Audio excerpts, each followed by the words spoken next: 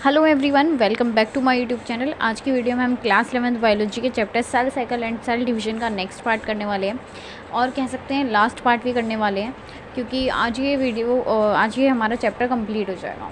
तो एक बारी जल्दी से रिवाइज़ कर लेते हैं कि हमने क्या क्या चीज़ें पढ़ लिया। तो सबसे पहले हमने कहा कि एक सेल को डिवाइड होने के लिए जिस भी प्रोसेस को करना पड़ता है, जिन भी स्टेप्स से गुजरना पड़ता है, उन सभी स्टेप्स के सीक्वेंस को हम कहते हैं सेल साइकिल।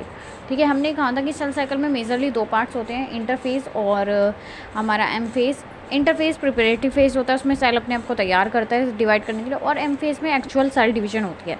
अगर आपको डिटेल में पढ़ना है ये सब, तो आप प्लीज़ पहले वाली वीडियोस देखिए, क्योंकि ऑफकोर्स मैं हर वीडियो में इतना बार बार एक्सप्लेन नहीं कर सकती हूँ। फिर उसके बाद में हमने अपने एक एक करके अपने सभी फेजेस के बारे में बात की थी, और अभी चल रहा था हमारा मियोसिस। मियोसिस में हमने कहा था कि मियोसिस में दो पार्ट्स होते हैं, मियोसिस 1, मियोसिस सेकेंड। तो मियोसिस 1 भी कंप्लीट हो गया, माइटोसिस भी पढ़ लिया और उससे पहले का भी सब कुछ पढ़ लिया। अब हमें पढ़ना है मियोसिस सेकेंड। तो अगर हम बात करें मियोसिस सेकेंड की, तो मैंने पहले भी बताया था कि जो हमारा मियोसिस सेकेंड होता है वो माइटोसिस की तरह ही होता है, सेम चीज़ होती है माइटोसिस की जैसी। तो बल्कि आज ये जल्दी ख़त्म हो जाएगा, क्योंकि ये चीज़ हमने पहले पढ़ी हुई है माइटोसिस में। मियोसिस सेकेंड और माइटोसिस सेम ही होते हैं, मतलब सेम स्टेप्स होते हैं। तो पहले हमें ये तो पता ही है कि जैसे माइटोसिस में वो थे हमारे स्टेजेस आई थी, वैसे यहाँ पे भी है, सेम वही स्टेजेस हैं, प्रोफेज़, मेटाफेज़, एनाफेज़, टीलोफेज़। ठीक है, तो अब देखते हैं। और प्रोफेज़ 1 और प्रोफेज़ सेकेंड में कंफ्यूज नहीं होना है। मियोसिस 1 अलग था बिल्कुल, और मियोसिस सेकेंड अलग है। ठीक है, तो अगर आपने पहले वाली वीडियोस नहीं देखी हैं, प्लीज़ वो देख लीजिए। काफ़ी अच्छे से विजुअलाइज़ करवाया हुआ है हर एक चीज़ को, आपको अच्छे से समझ आ जाएगा। देखिए, तो हम कहते हैं प्रोफेज़ 1। प्रोफेज़ 1 में क्या होगा, जैसे माइटोसिस के प्रोफेज़ 1 में हो रहा था, प्रोफेज़ सेकेंड जैसे माइटोसिस के प्रोफेज़ में हो रहा था, वही सब चीज़ें यहाँ पे होंगी। तो हम लोग कहते हैं कि जो न्यूक्लियर मेम्ब्रेन होती है वो ब्रेक डाउन हो जाती है, या कह सकते हैं डिसअपियर हो जाती है, और जो क्रोमोसोम्स होते हैं वो मतलब मिडल में आने स्टार्ट हो जाते हैं सेल के।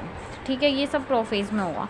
उसके बाद में हम कहते हैं मेटाफेज़ सेकंड में क्या होता है। मेटाफेज़ में जैसे पहले हमने पढ़ा था कि जो हमारे क्रोमोसोम्स होते हैं वो बीच में आके अलाइन हो जाते हैं, उसी तरीके से यहाँ पे भी होगा कि जो क्रोमोसोम्स होंगे वो हमारे इक्वेटोरियल प्लेट पे आके अलाइन हो जाएंगे।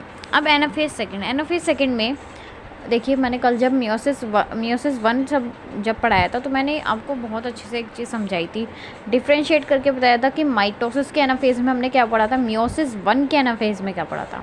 लेकिन जो हमारा एनाफेज़ सेकेंड होता है वो हमारे माइटोसिस वाले एनाफेज़ की तरह ही होता है। तो देखिए यहाँ पे क्या होगा कि अब हमें पता है माइटोसिस के एनाफेज़ में क्या हुआ था कि सिस्टर क्रोमेटिड अलग हुई थी, क्योंकि जो हमारा सेंट्रोमियर था वो स्प्लिट हो गया था। उसी तरीके से यहाँ पे भी होगा, जो हमारा सेंट्रोमियर होगा वो स्प्लिट हो जाएगा और हमारी सिस्टर क्रोमेटिड सेपरेट हो जाएंगी। ठीक है, अब मैं एक बारी ना आपको दोबारा से एक बारी मैं समझा देती हूँ, मेरे को ऐसा अच्छा नहीं लगता पहले बार रिवाइज ना हो। तो देखिए, ये हमारा, मैं पहले मियोसिस 1 वाला बता रही हूँ। ठीक है, क्योंकि जो माइटोसिस वाला और एनाफेज़ सेकंड वाला है वो सेम है। एनाफेज़, माइटोसिस और मियोसिस सेकंड का एनाफेज़ सेम है। मैं मियोसिस 1 वाला एनाफेज़ बता रही हूँ। मियोसिस 1 वाले एनाफेज़ में क्या हो रहा था,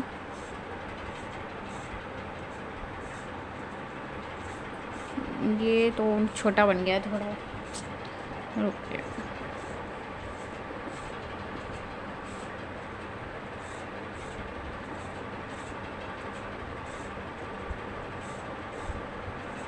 प्लीज़ कंसीडर करिए कि ये मिडल में ही है। ठीक है, तो वहाँ पे क्या हो रहा था, ये हमारे स्पिंडल फाइबर्स आएंगे इधर से। तो यहाँ पे क्या हो रहा था, मियोसिस 1 के एनाफेज़ में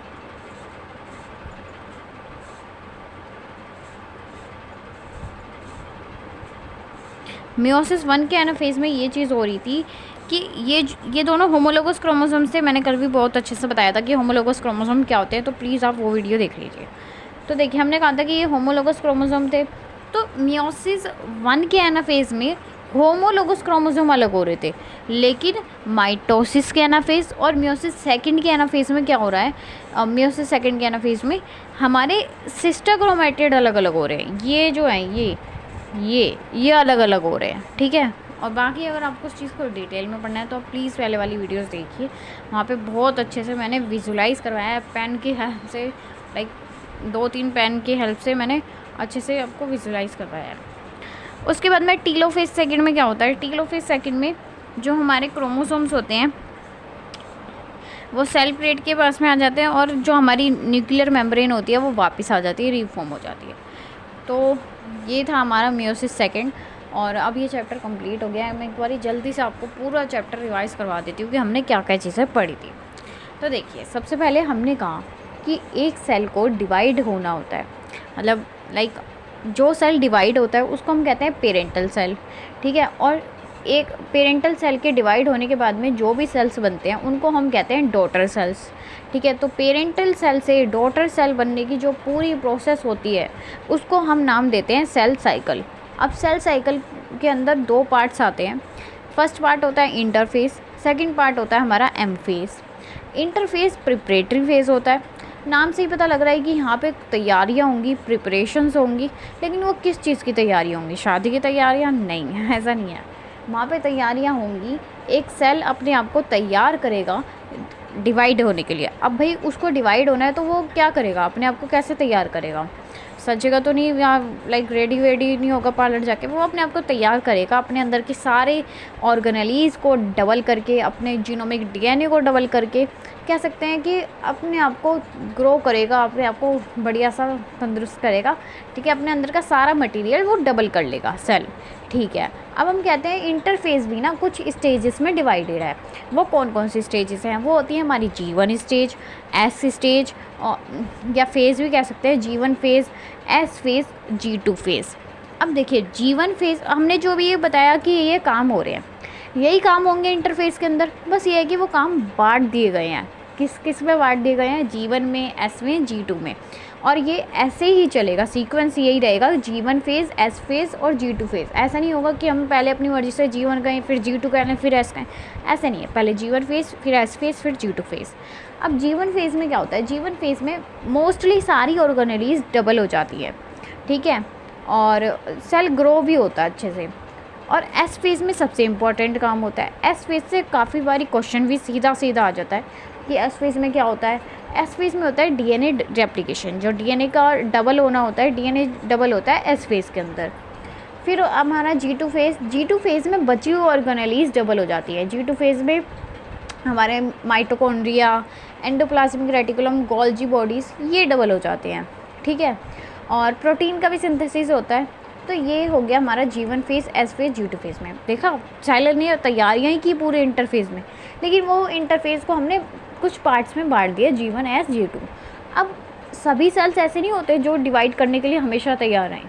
कुछ सेल्स ऐसे होते हैं, वो बोलते हैं भाई हम अभी कुछ टाइम के लिए अपना सेल साइकिल को छोड़ के जा रहे हैं, कुछ टाइम के लिए वैकेशंस पे जा रहे हैं, लेकिन हाँ, अगर आप हमें बुलाओगे, वापस अर्जेंट काम आ गया तो हम आ जाएंगे, ठीक है। तो उसी तरीके से वो लोग चले जाते हैं वैकेशंस पे G0 फेज़ में, ठीक है। आप समझिए, कुछ सेल्स ऐसे होते हैं जो कुछ टाइम के लिए सेल साइकिल को कह सकते हैं एग्ज़िट करके चले जाते हैं, सेल साइकिल को एग्ज़िट करके चले जाते हैं G0 फेज़ में, ठीक है। लेकिन अगर हमारी बॉडी उन्हें बुलाती है, अगर उनको बुलाया जाए तो वो वापस अपनी सेल साइकिल में आ जाते हैं और दोबारा से डिवाइड करना स्टार्ट कर देते हैं, ठीक है। ये बात हो गई।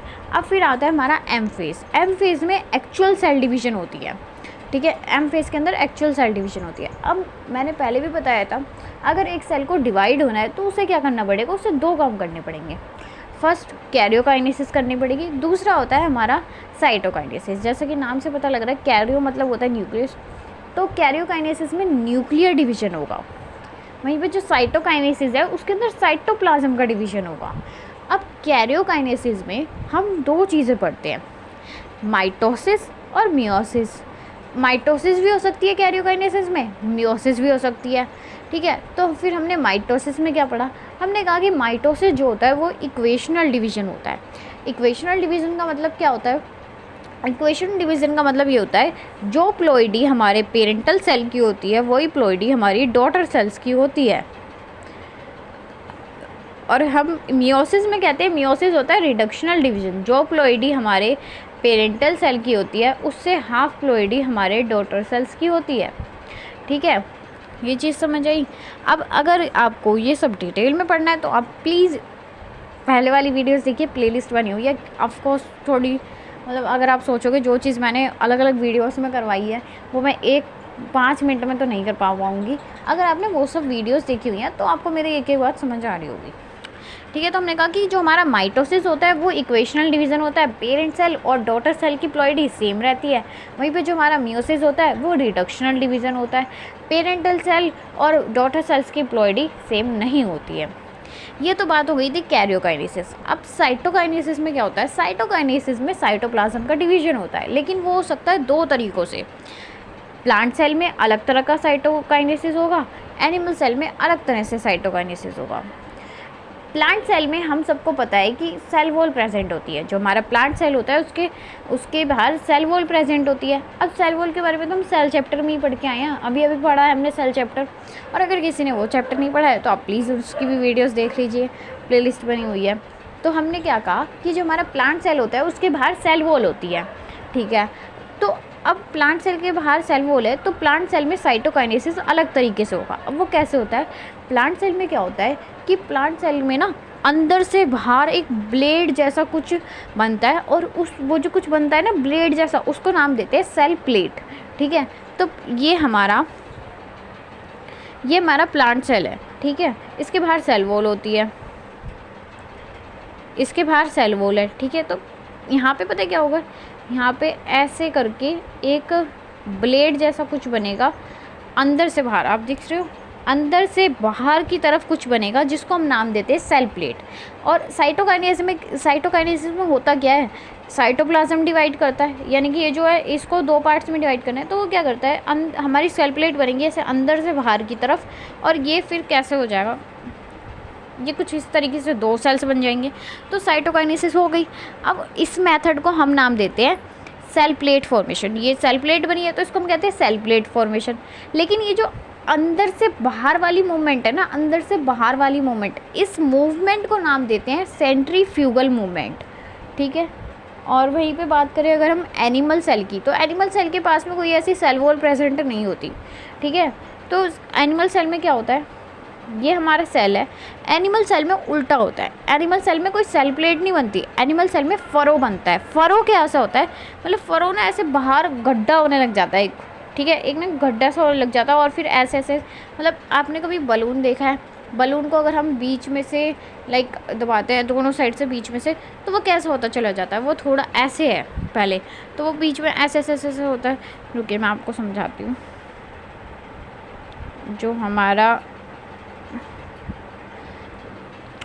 सेल होगा उसको हम यहाँ साइडों से, वो उसमें थोड़ा गड्ढा होना चालू हो जाएगा, देख सकते हैं आप, इसमें पूरा ऐसे था और ये बीच में से ऐसा होना चालू हो गया। ठीक है, और ये ना इसी तरीके से अंदर बाहर से अंदर की तरफ मूवमेंट हो रही है। वहाँ पे क्या हो रहा था? अंदर से बाहर की तरफ मूवमेंट, यहाँ पे बाहर से अंदर की तरफ मूवमेंट हो रही है। तो ये ऐसे ऐसे ऐसे ऐसे मूवमेंट होती जाएगी और फाइनली हमारे 2 सेल्स हो जाएंगे, साइटोप्लाज्म डिवाइड कर जाएगा। इसमें कैसे मूवमेंट हुई है? इसमें ऐसे मूवमेंट हुई है, बाहर से अंदर की तरफ मूवमेंट हुई है।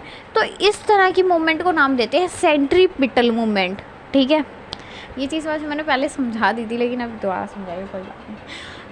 तो हमने क्या कहा? साइटोकाइनेसिस 2 तरह से हो सकता है। प्लांट सेल में अलग होता है, एनिमल सेल में अलग होता है। प्लांट सेल में क्या होता है? प्लांट सेल के अंदर सेल वॉल प्रेजेंट होती है, तो सेल प्लेट बनती है। सेल प्लेट में कैसी मूवमेंट होती है? सेल प्लेट बनने में वहाँ पर क्या होता है कि अंदर से बाहर की तरफ मूवमेंट होती है, और इस मूवमेंट को नाम देते हैं सेंट्रीफ्यूगल मूवमेंट। वहीं पे एनिमल सेल में कोई सेल वॉल प्रेजेंट नहीं होती है, तो वहाँ पे फरो फॉर्मेशन होता है। और वो क्या, उसमें कैसी मूवमेंट होती है? उसमें मूवमेंट होती है सेंट्रीपिटल मूवमेंट, बाहर से अंदर की तरफ मूवमेंट। ठीक है, तो ये था हमारा साइटोकाइनेसिस के बारे में, और इसी के साथ में हमारा चैप्टर खत्म होता है। तो अगर किसी ने पहले वाली वीडियोस नहीं देखी आप प्लीज़ देख लीजिए, छोटी छोटी वीडियोज़ है। And if you like the video then please press the like button and please share the video with your friends and also subscribe my YouTube channel. And if you need my handwritten notes then you will let me know in the comment section, and also tell me about that what chapter should I start. ठीक है, from class 11th biology of course. And yes, thank you again.